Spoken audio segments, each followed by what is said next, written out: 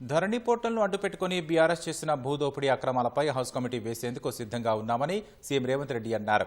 అందుకు హరీష్ రావు, కేటీఆర్, కాటిపల్లి వెంకట్రామిరెడ్డి ఒప్పుకుంటే తక్షణమే ఆదేశాలు జారీ చేస్తానని సవాల్ విసిరారు. గతంలో హరీష్ రావు బంధువులు ఓ కంపెనీని బెదిరించి భూములు లాక్కున్నారని సీఎం ఆరోపించారు.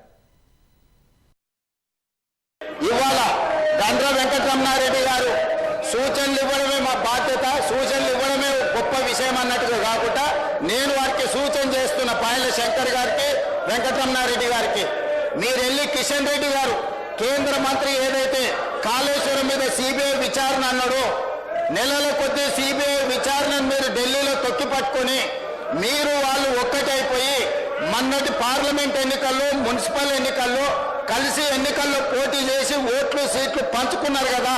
మీరు సూచన చేసే ముందు మీ నాయకుడు కిషన్ రెడ్డి గారిని, కేంద్ర మంత్రిని సిబిఐ విచారణకు ఆదేశాలు తీసుకొని వచ్చి కాళేశ్వరం కేసీఆర్ను, హరీష్ను జైల్లో పెట్టిన తర్వాత మీరు వచ్చి సూచన చేస్తే మేము వింటాం. మొదటి విషయం, హరీష్ రావు గారిని చెప్పమని ఈ రోజు భూ బదలాయింపు మీద వాళ్ళ తమ్ముడు వాళ్ళ మామ పేరు మీద, సుమన్ రావు వాళ్ళ బామర్ది పేరు మీద బదిలీ చేసుకున్న భూమి గురించి హౌస్ కమిటీ వేయడానికి నేను సిద్ధంగా ఉన్నా. హరీష్ రావు గారిని, కేటీఆర్ను, వెంకటరమణారెడ్డి గారిని ఈ ముగ్గురిని హౌస్ కమిటీకి ఒప్పుకోమని తక్షణమే ఆ భూమి మీద వేస్తా. అందులో సహకరించలేదని శ్రీనివాస్ రెడ్డి గారిని ఎన్నోసార్లు రిక్వెస్ట్ చేసిండు హరీష్ రావు. ఏదో మా తమ్ముడు ఇరుక్కున్నాడు, మా మామ మా బావమాది ఇరుక్కున్నాడు, నాకు ఇంట్లో బువ్వ పెట్టే పరిస్థితి లేదు, సహకరించమని అడిగాడు. ఆయన సహకరించలే. దాంతో ఇవాళ హరీష్ రావు గారు బకెట్లో బురద తెచ్చి శ్రీనివాస్ రెడ్డి మీద చల్తా అంటుడు. సిబిసిఐడి మీద మీకు నమ్మకం లేదా? తెలంగాణ పోలీసుల మీద మీకు నమ్మకం లేదా? సిబిఐ విచారణకు అడిగిన వెంకటరమణారెడ్డి గారికి, కిషన్ రెడ్డి గారిని అడిగే ధైర్యం లేదా? ఇంటున్నాం కదా అని మాకు సలహాలు ఇవ్వద్దు. శాసనసభలో గందరగోళం నెలకొంది. సభలో బీఆర్ఎస్ ఎమ్మెల్యేలు ఆందోళన చేస్తున్నారు. రాఘవ్ కన్స్ట్రక్షన్స్ వ్యవహారంపై హౌస్ కమిటీ వెగ్గానని నినాదాలు చేస్తున్నారు. మంత్రి పొంగులేటిని బర్తరఫ్ చేయాలని నిరసన చేపట్టారు. బీఆర్ఎస్ సభ్యుల ఆందోళనపై మంత్రి శ్రీధర్ బాబు స్పందించారు. ముఖ్యమంత్రి సిబిసిఐడి విచారణకు ఆదేశించారని, రాష్ట్ర స్థాయిలో దానికంటే పెద్దది లేదని స్పష్టం చేశారు. మళ్లీ సభాసంఘం అని అసెంబ్లీ సమావేశాలను అడ్డుకుంటున్నారని ఆక్షేపించారు. ప్రజలకు సంబంధించిన బడ్జెట్ పద్దులపై చర్చ జరగాల్సి ఉందని, సభ సజావుగా సాగేందుకు సహకరించాలని బీఆర్ఎస్ సభ్యులను కోరారు.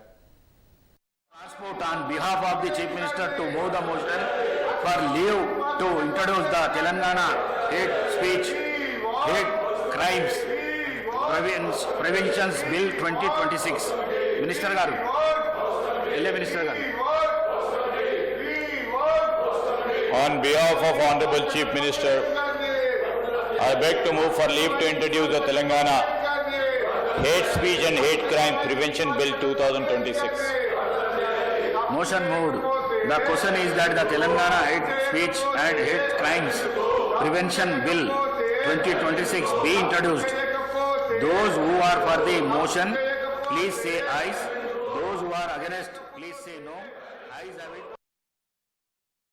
ఈ రోజు నేను గౌరవ సభ్యులకు, టీఆర్ఎస్ కి సంబంధించిన సభ్యులను కోరుతా ఉన్నాం. మీరు అడగగానే వెంటనే మా గౌరవ మైనింగ్ మినిస్టర్ గారు డాక్టర్ వివేక్ గారు మొదటగానే విచారణ జరిపిస్తాం పూర్తి స్థాయిలో అని స్పష్టంగా చెప్పారు. అయినా కానీ ప్రజాస్వామికంగా ఉండాలి. మీరు ఇంకా డిమాండ్ చేస్తా ఉన్న తరుణంలో ఈరోజు మేమే అధ్యక్ష ప్రభుత్వంలో ఉండి ఎవరు తప్పు చేసినా ఊరుకునేది లేదని నోటీసులు కూడా ఇచ్చింది మా ప్రభుత్వం, వారి ప్రభుత్వం కాదు. ముఖ్యమంత్రి రేవంత్ రెడ్డి గారు నిన్న స్వయానా లేచి మొత్తం సిబిసిఐడి ఎంక్వైరీ చేశారు అధ్యక్ష. మొత్తం సిబిసిఐడి ఎంక్వైరీ అయినాక హౌస్ కమిటీకి ఏమన్నా ఆలోచన ఉంటుంది అధ్యక్ష? హరీష్ గారిని కోరుతా ఉన్నా. ఈరోజు ముఖ్యమంత్రి గారు సిబిసిఐడి విచారణకు ఆదేశించడం జరిగింది. రాష్ట్రానికి సంబంధించి, రాష్ట్ర ప్రభుత్వానికి సంబంధించి this is the highest level of inquiry. సభలో సూచన ఇచ్చి పారిపోయే గుణం బీజేపీ సభ్యులకు లేదని ఎమ్మెల్యే వెంకటరమణారెడ్డి అన్నారు. అసెంబ్లీ సమావేశాల్లో హౌస్ కమిటీపై జరుగుతున్న గందరగోళంపై స్పందించిన ఆయన అక్రమ మైనింగ్పై సీఐడీ విచారణకు ఆదేశించిన ప్రభుత్వానికి అభినందనలు తెలిపారు. మైనింగ్ అక్రమాలపై ప్రభుత్వం బీఆర్ఎస్ల మధ్య జరుగుతున్న వాదోపవాదాలపై ఆయన అసహనం వ్యక్తం చేశారు. ఆందోళనల వల్ల ప్రజా సమస్యలపై చర్చలు జరగకుండా ముగించడం సబబు కాదని వెంకటరమణారెడ్డి అన్నారు. మీరు ఏదైతే సిబిసిఐడి వేసారో దానికి గత 10 సంవత్సరాలుగా జరిగిన అక్రమ మైనింగ్లు కావచ్చు, ఇప్పుడు జరుగుతున్న అక్రమ మైనింగ్లు కావచ్చు, అది ఎవరు చేశారనేది అనవసరం. జరిగిందా లేదా అని తేల్చాల్సిన సంగతి అయితే ప్రభుత్వం నిర్ణయం తీసుకోవాలా. సిబిసిఐడి వేసారు, దానికి అభినందనలు. ఖచ్చితంగా ముఖ్యమంత్రి గారు ముందుకెళ్తారని నేను నమ్మకంతో ఉన్నాను. అలాగే చేసింది ఈ 12 సంవత్సరాలుగా జరుగుతున్నటువంటి అక్రమ మైనింగ్ మీద మీరు హౌస్ కమిటీ వేయండి. హౌస్ కమిటీ వేయగానే మీ విజయమో, లేకపోతే హౌస్ కమిటీ వేస్తే వాళ్ళు తగ్గిపోయినట్టు, లేకపోతే ఇక్కడ బీజేపీ వాళ్ళు మాట్లాడితే గొప్పోళ్ళు అనేది కాదు. ఉన్నది 2 రోజులు. ఈ 2 రోజుల్లో మీరు ఇలాగే గొడవ చేస్తూ ఉంటారు, హౌస్ కమిటీ వేయరు, వారు బిల్లులు పాస్ చేస్తూ ఉంటారు, మీరే అరుస్తూ ఉంటారు. రేపు అప్రవేషన్ బిల్లు కూడా అయిపోతుంది, సభ ముగుస్తుంది. దీనివల్ల ప్రజలకు ఏం లాభం అనేది ఒకసారి ముఖ్యమంత్రి గారు ఆలోచించాలి. నేను అనేది ఇక్కడ ఎవరికి తగ్గాల్సిన అవసరం లేదన్నా, అందరూ ప్రజల కోసమే పనిచేస్తున్నారు. సిబిసిఐడి ఎంక్వైరీ చేయడం గత 10 సంవత్సరాలు ప్లస్ 2 సంవత్సరాలు 12 సంవత్సరాలుగా ఉన్న అక్రమ మైనింగ్ మీద ముఖ్యమంత్రి గారు చేస్తున్నారు. అది ప్రజలు నిన్న చూసిరు, అందరికీ సంతోషం. ఎవరు తప్పు చేస్తే వారికి శిక్ష పడుతుంది, దాంట్లో తప్పేం లేదు. హౌస్ కమిటీ వేయకపోవడం వల్ల జరిగే నష్టం ఏంటంటే ఈ 2 రోజులు కూడా ఇలాగే జరుపుతారు. మీరు బిల్లులు పాస్ చేస్తారు, వాళ్ళు అరుస్తారు, రేపు పేపర్లన్నీ మొత్తుకుంటాయి, టీవీలలో వస్తుంది. ఇదేనా అండి సభ అంటే?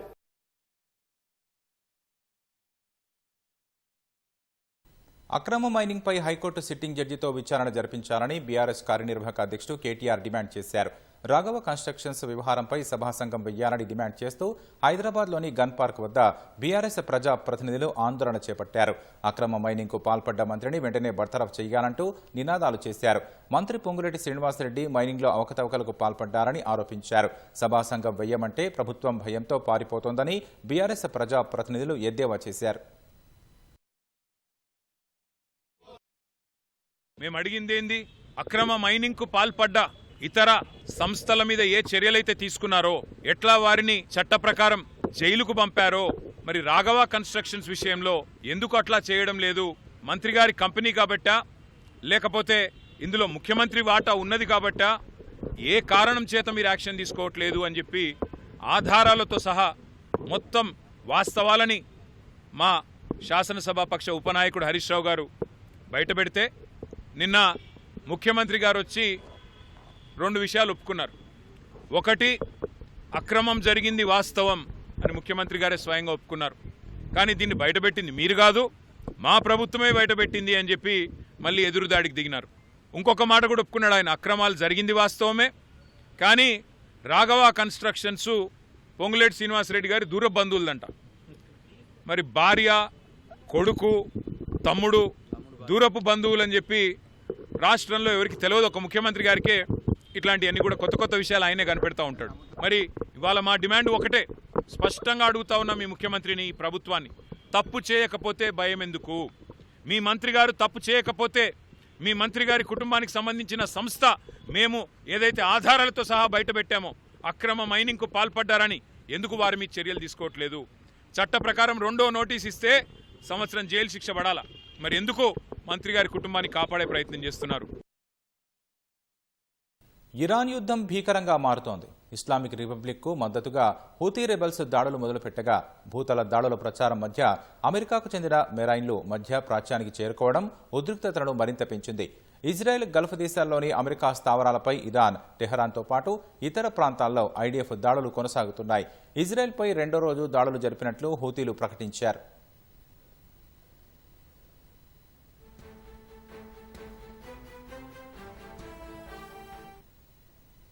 పశ్చిమాసియా యుద్ధం రోజురోజుకు ఉగ్రరూపం దాలుస్తోంది. ఇరాన్కు మద్దతుగా హూతీ రెబల్స్ ప్రత్యక్ష దాడులకు దిగడం, అమెరికాకు చెందిన 2,500 మంది మెరైన్ సైనికులు మధ్యప్రాచ్యానికి చేరుకోవడంతో ఈ సంక్షోభం ఇప్పట్లో ముగిసే సూచనలు దరిదాపుల్లో కూడా కనిపించడం లేదు. ఇరాన్ యుద్ధం అంతర్జాతీయ చమురు, సహజ వాయువు సరఫరాకు ముప్పుగా మారడమే కాకుండా ఎరువుల కొరతను సృష్టిస్తోంది. హార్ముజ్ జలసంధిని తెరవడానికి అమెరికా అధ్యక్షుడు డొనాల్డ్ ట్రంప్ ఏప్రిల్ 6 వరకు గడువిచ్చారు. హూతీల రంగ ప్రవేశంతో ఎర్ర సముద్రంలో బాబ్ ఎల్ మందేబ్ జలసంధి గుండా జరిగే సరకు రవాణా చేసే నౌకల భద్రతపై నీలి నీడలు కమ్ముకున్నాయి. బాబ్ ఎల్ మందేబ్ జలసంధి ప్రపంచ వాణిజ్యంలో సుమారు 12% వాటాను కలిగి ఉంది.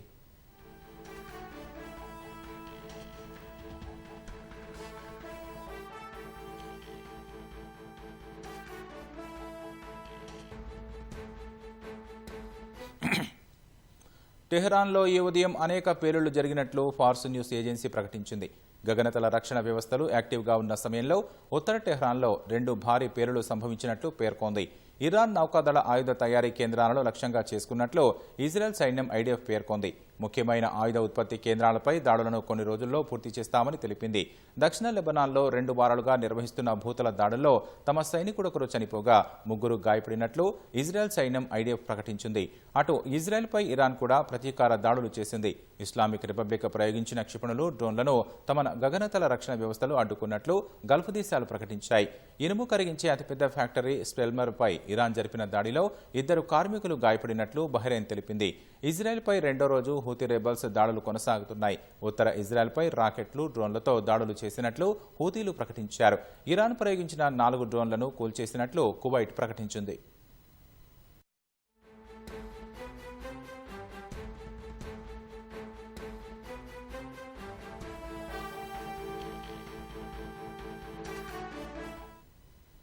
ఐక్యరాజ్యసమితి అభ్యర్థన మేరకు హార్ముజ్ జలసంధి ద్వారా మానవతా సాయం, వ్యవసాయ రవాణాను అనుమతించడానికి ఇరాన్ అంగీకరించడంతో కొంత ఉపశమనం లభించింది.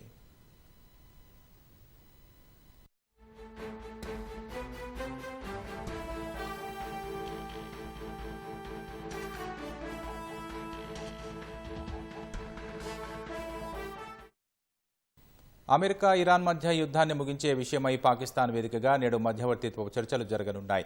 ఇందులో సౌదీ అరేబియా, తుర్కీ, ఈజిప్ట్ దేశాల ప్రతినిధులు పాల్గొంటారు. మధ్యప్రాచ్యంలో ఉద్రిక్తతల నివారణ సహా వివిధ అంశాలపై 2 రోజుల పాటు లోతైన చర్చలు జరపనున్నట్లు పాక్ విదేశాంగ శాఖ ప్రకటించినట్లు అంతర్జాతీయ మీడియా కథనాలు పేర్కొన్నాయి. అమెరికా, ఇజ్రాయెల్, ఇరాన్ మధ్య మొదలైన యుద్ధం 2వ నెలలోకి ప్రవేశించడంతో పాటు ప్రాంతీయ సుస్థిరత, ఇంధన సరఫరా, వాణిజ్య మార్గాల భద్రతపై ఆందోళనలు వ్యక్తమవుతున్న వేళ ఈ చర్చలు జరగనున్నాయి. ఉద్రిక్తతల నివారణకు ఓ యంత్రాంగాన్ని ఏర్పాటు చేయడంతో పాటు దౌత్య మార్గాల ద్వారా సమస్య పరిష్కారంపై చర్చించనున్నట్లు తుర్కీ ప్రతినిధి తెలిపారు. మన దేశానికి మరో 2 ఎల్పీజీ ట్యాంకర్లు చేరుకున్నాయి. ఇరాన్ క్లియరెన్స్ ఇవ్వడంతో హార్ముజ్ జలసంధి గుండా ఈ నౌకలు సురక్షితంగా స్వదేశం చేరుకున్నట్లు అధికారులు తెలిపారు. జగ్ వసంత్ ఎల్పీజీ ట్యాంకర్ శుక్రవారం రాత్రి 8 గంటలకు గుజరాత్లోని వాదినార్ ఓడరేవుకు చేరినట్లు చెప్పారు. అందులో 47,000 టన్నుల ఎల్పీజీ ఉన్నట్లు తెలిపారు. 14 మంది సిబ్బంది ఆరోగ్యంతో ఉన్నట్లు వాదినార్ ఓడరేవు అధికార ప్రతినిధి ప్రకటించారు. 2వ ట్యాంకర్ పైన్ గ్యాస్ శుక్రవారం రాత్రి భారత సముద్ర జలాల్లోకి ప్రవేశించినట్లు అధికారులు చెప్పారు.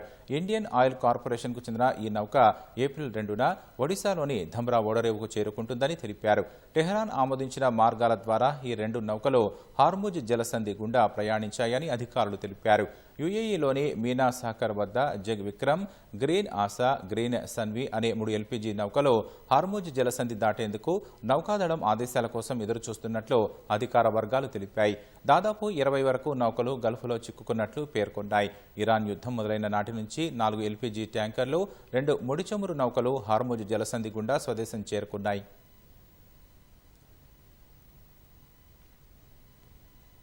ఉత్తర కొరియా అధినేత కిమ్ జోంగ్ ఉన్ తమ సైన్యాన్ని ఆధునీకరించే చర్యలను ఉధృతంగా కొనసాగిస్తున్నారు. క్షిపణులను ఉద్దేశించి ఘన ఇంధన ఇంజన్ సాంకేతికత నూతన యుద్ధ ట్యాంక్ పరీక్షలను నిర్వహించింది. ఆధునిక యుద్ధ ట్యాంక్, క్షిపణి ఘన ఇంధన ఇంజన్ పరీక్షలను కిమ్ చూస్తున్న చిత్రాలను ప్యాంగ్యాంగ్ మీడియా విడుదల చేసింది. తైక్వాండో మార్షల్ ఆర్ట్స్లో శిక్షణ పొందిన సైనిక దళాల్లో కింగ్ ఇటుకలు, టైల్స్ను బద్దలు కొట్టే ప్రదర్శనను కిమ్ తిలకించారు. ద్రవ ఇంధనంతో పోలిస్తే ఘన ఇంధన ఇంజన్ సాంకేతికతతో ప్రత్యేక ప్రయోజనాలున్నాయి. ఉత్తర కొరియా వ్యూహాత్మక సైనిక సామర్థ్యాలు ఉన్నత స్థాయికి చేరాయని కిమ్ సంతృప్తి వ్యక్తం చేసినట్లు ఉత్తర కొరియా అధికార మీడియా తెలిపింది.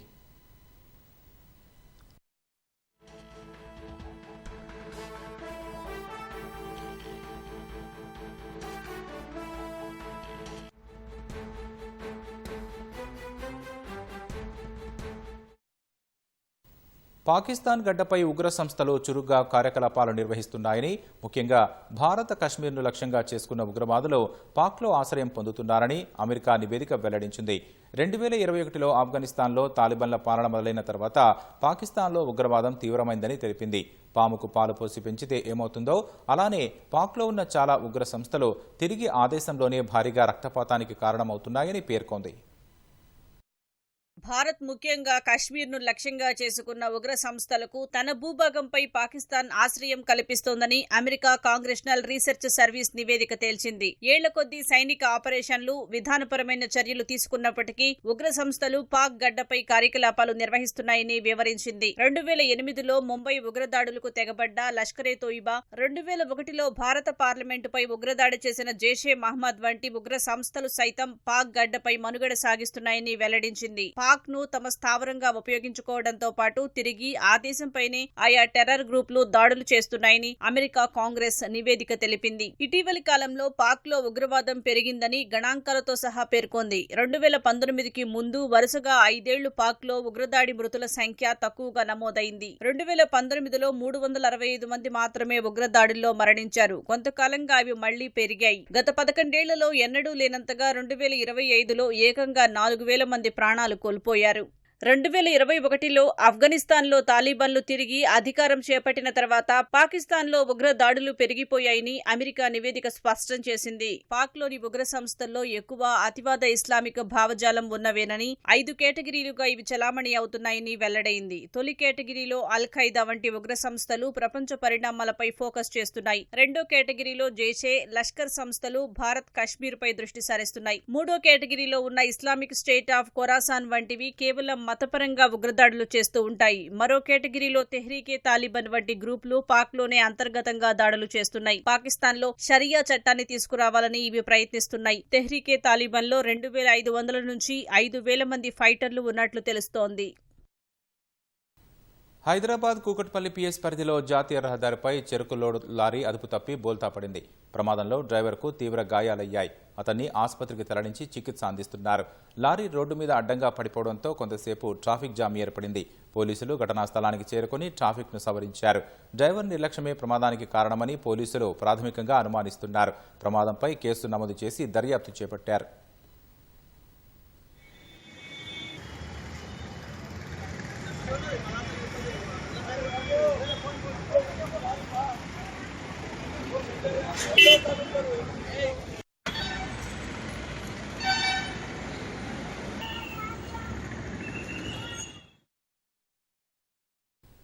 ఇంటి గడియ అంటే తెలియని వారుండరు. ఇంటికే కాదు, కుటుంబానికి రక్షణగా ఉండేది గడియనే. కానీ ఆ గడియ 10 అడుగుల పొడవుతో చేసినదై కూడా ఉందంటే తెలిసిన వారు చాలా అరుదు. అలాంటి గడియను చూడాలంటే ఆదిలాబాద్ జిల్లాకు వెళ్లాల్సిందే. ఒకప్పటి నిజాం ఏలుబడిలో జాగీర్దార్ వ్యవస్థకు నిదర్శనంగా ఉండే ఆనవాళ్లలో ఇళ్ల నిర్మాణం కూడా అంతర్భాగమే. ఆదిలాబాద్ జిల్లా గుడిహత్నూర్ మండలం కొలారికి చెందిన గజానన్ పటేల్ కు చెందిన ఇల్లు అదే కోవలోకి వస్తోంది. గజానన్ ముత్తాత బాబారావు పటేల్ 150 ఏళ్ల కిందట నిర్మించిన ఈ ఇల్లు స్థానికంగా మహాడీగా ప్రాచుర్యంలో ఉంది. ప్రస్తుతం మనం డ్యూప్లెక్స్ గా పేర్కొనే ఇళ్లను అప్పట్లో మరాఠీ భాషలో మహాడీ అని పిలిచేవారు. దీని నిర్మాణానికి నల్లటి పొడుగాటి రాళ్లు, సున్నం, శుద్ధమట్టినే వినియోగించారు. ఎక్కడ సిమెంటు, ఇటుక ఉండేది కాదు. గోడల నిర్మాణం కూడా 1.5 మీటర్ల వెడల్పుతో ఉండేది. భారీ పడవలకు వినియోగించే కర్రతో ఇంటి పైకప్పుతో పాటు దర్వాజాలు, తలుపులు చేసేవారు. ఫలితంగా ఎండాకాలం చల్లదనంతో, చలికాలం వెచ్చదనంతో ఉండేవి.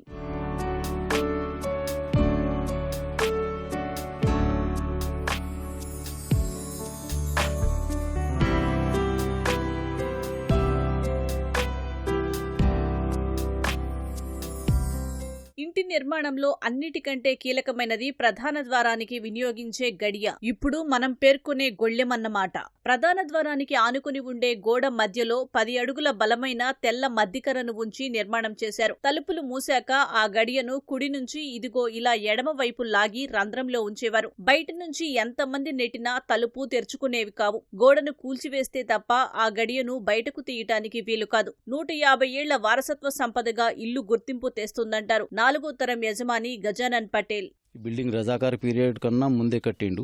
మా మరాఠీలో దీన్ని మాడి అంటారు. అది ఇప్పుడు ఈ జనరేషన్లో డూప్లెక్స్ ఎట్లా ఉంటుంది అట్లా మాది మాడి ఇంతకు ముందు ఆ కట్టెతోని ఇది చేసినట్టున్నది. దీని దర్వాజా మెయిన్ డోర్, ఇది లోపటి నుంచి ఒక లాక్ ఉంటుంది. ఎట్లా డేంజర్ లాక్ ఉంటుంది అంటే ఈ వాల్లో కమ్సే కమ్ ఒక 10 ఫీట్ లోపల ఒక కట్టె ఉంటుంది. ఈ డోర్ వేసుకున్న తర్వాత ఆ కట్టె ఇట్లా వచ్చి ఇటు హోల్ ఉంటుంది. దాంట్లో పోయిన తర్వాత ఈ ఖతమిగా 100 మంది వచ్చి ఇది చేసిన డ్యామేజ్ కావు. దీనివల్ల మాకు చాలా మంచి గుర్తింపు ఉన్నది. బాబారావు పటేల్ అంటే చాలా పెద్ద మనిషి. ఇది వారసత్వ సంపద మాది. ఈ ఇల్లు అంటే ఒక గుడి. 150 ఏళ్ల కిందట నిర్మించిన మహాడి నాటి ఇంజనీర్ల పనితనాన్ని వెల్లడిస్తుంది. నేటికి వారసత్వ సంపదకు చిరునామాగా నిలుస్తోంది. నల్గొండ జిల్లా నాగార్జునసాగర్లోని బుద్ధవనం అందరి దృష్టిని ఆకర్షిస్తోంది. అంతర్జాతీయ ప్రమాణాలతో నిర్మించిన బుద్ధవనాన్ని 22 దేశాలకు చెందిన ప్రతినిధులు సందర్శించారు. ప్రపంచ శాంతి లక్ష్యంగా నిర్వహించిన అంతర్జాతీయ బౌద్ధ సదస్సు 2026లో పాల్గొన్నారు. వివిధ దేశాల నుంచి వచ్చిన సుమారు 100 మంది బౌద్ధ భిక్షువులు శ్రీలంక దేశానికి చెందిన సాంస్కృతిక శాఖ మంత్రి సునీల్ సెనేవి బుద్ధుని పాదాల వద్ద పుష్పాంజలి ఘటించారు. అనంతరం లాంచీలో నాగార్జున కొండకు వెళ్లి చారిత్రక ప్రదేశాలను పరిశీలించారు.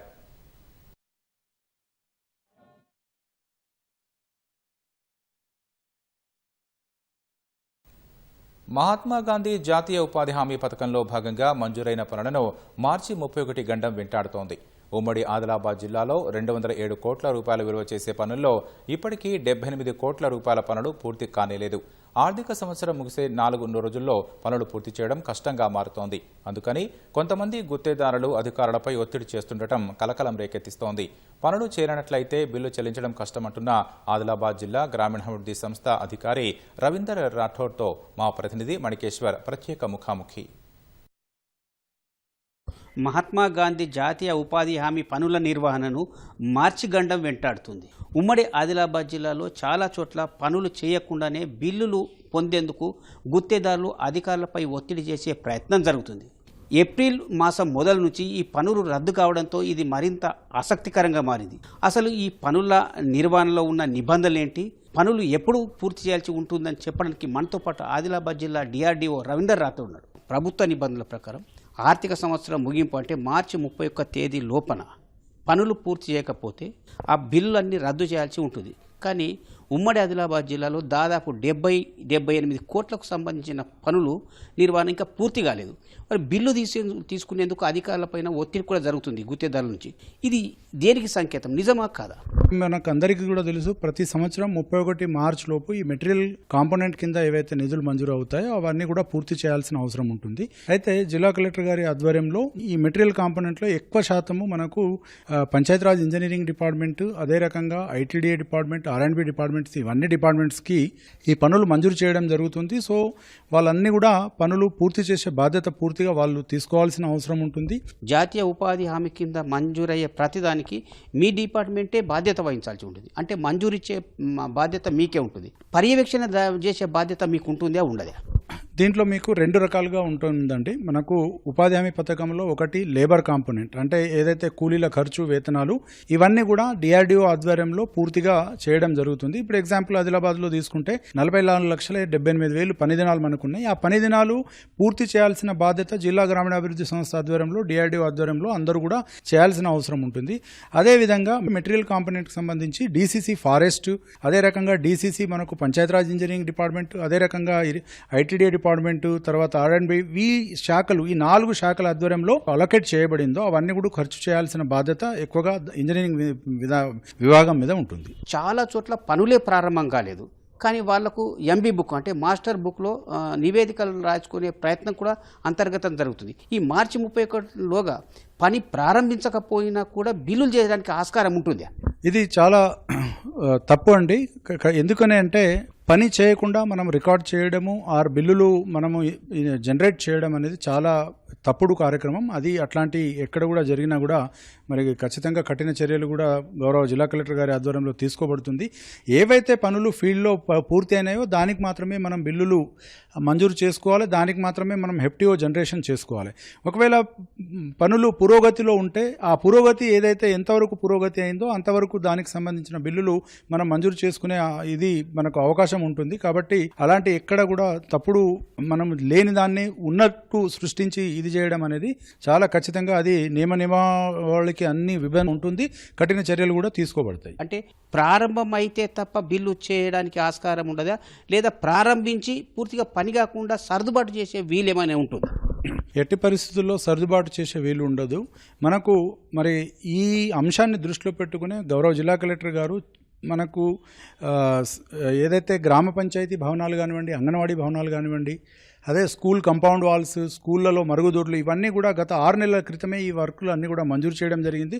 ఎట్టి పరిస్థితుల్లో పనులు చేయకుండా బిల్లులు రైజ్ చేసే విధానం ఉండదు. అట్లాంటి ఏమైనా చేసినా కూడా ఖచ్చితంగా క్షేత్రస్థాయిలో మరి సిబ్బంది దానికి పూర్తిగా బాధ్యత వహించాల్సి వస్తుంది. అనుభవం గల అధికారిగా చెప్పండి, ఆర్థిక సంవత్సరం మార్చి 31 తేదీతో ముగుస్తుంది. కానీ ఉమ్మడి ఆదిలాబాద్ జిల్లాలో మార్చి 24, 25 తేదీలలో కూడా రోడ్లు, పొలం బాటలకు సంబంధించిన కోట్లాది రూపాయల మంజూరిచ్చారు. ఈ 4-5 రోజుల్లో పనులు చేయడం సాధ్యమవుతుంది అంటారా? మీ అందరికీ కూడా తెలుసు, మనకు 3-4 రోజుల్లో మనం ఎట్టి పరిస్థితుల్లో వర్క్ చేయలేము. ఎందుకని అంటే దీంట్లో మనం ఇప్పుడు చాలా సాంకేతిక అంశాలు ఇమిడి ఉన్నాయి. ఇప్పుడు మనం పని పూర్తి చేసుకుని బిల్లులు రైజ్ చేసే పరిస్థితి ఉండకపోవచ్చు, ఉండదు కూడా. మరి అలాంటప్పుడు 23, 24, 25 తేదీలలో కూడా కొన్ని పనులను మంజూరిస్తున్నారు. దీన్ని ఎవరు ఇప్పిస్తున్నారు? ఎట్లా దీనికి ముందుకెళ్తున్నారు? అంటే తమరు చెప్పిన దాని ప్రకారం ఏమైనా ఉంటే మరి గతంలో మంజూరు చేసిన వర్క్స్ ఏమైనా ఉండి పరిపాలన అనుమతులు కొంత లేట్ అయినా, లేకపోతే ఎక్కడైనా వర్క్ పని పూర్తి చేసుకొని మరి ఎక్కడైనా 1-2 అట్లా మరి దానికి సంబంధించిన రివైజ్డ్ శాంక్షన్స్ ఏమైనా ఇచ్చి ఉండొచ్చు. కానీ ఎట్టి పరిస్థితుల్లో మనకు ఈ 3-4 రోజుల్లో ఏ వర్క్ శాంక్షన్ తీసుకున్నా కూడా మనం పని పూర్తి చేసే అవకాశం మనకు ఉండదు. ఏప్రిల్ నుంచి విజి రామ్జీ పేరు తెర మీదకి వస్తుంది. గతంలో ఈ చేసిన మహాత్మా గాంధీకి సంబంధించిన పనుల సమీక్ష జరిగే అవకాశం ఉంటుంది. ప్రభుత్వం ఈ లోపాలని మన పరిగణలోకి తీసుకునే అవకాశం ఉంటుందంట. మాకున్న పైనుంచి ఉన్న ఇన్స్ట్రక్షన్స్ ఏంటంటే ఖచ్చితంగా ఇప్పుడు పురోగతిలో ఉన్న పనులు అన్నీ కూడా పూర్తి చేయమని చెప్తా ఉన్నారు. గత 3-4 సంవత్సరాల నుంచి ఏవైతే పనులు పురోగతిలో ఉన్నాయో ఆ పురోగతిలో ఉన్న పనులు మరి అవి ఎంతవరకు మనం పూర్తి చేసినామో దాని వరకు అది మనం పూర్తి చేయమని చెప్పడం జరుగుతుంది.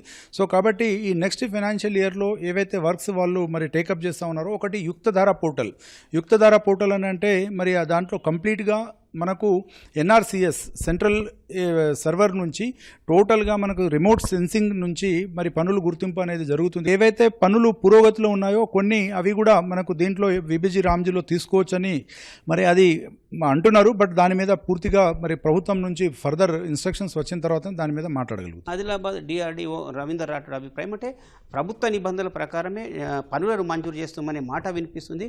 ఇక దానికి సంబంధించిన ఏవైనా పెండింగ్ వర్క్లు ఉంటే రివైజ్డ్ చేసినా తప్ప కొత్తగా మంజూరు ఏమి 4-5 రోజుల్లో చేసే ఆస్కారం అయితే లేదు.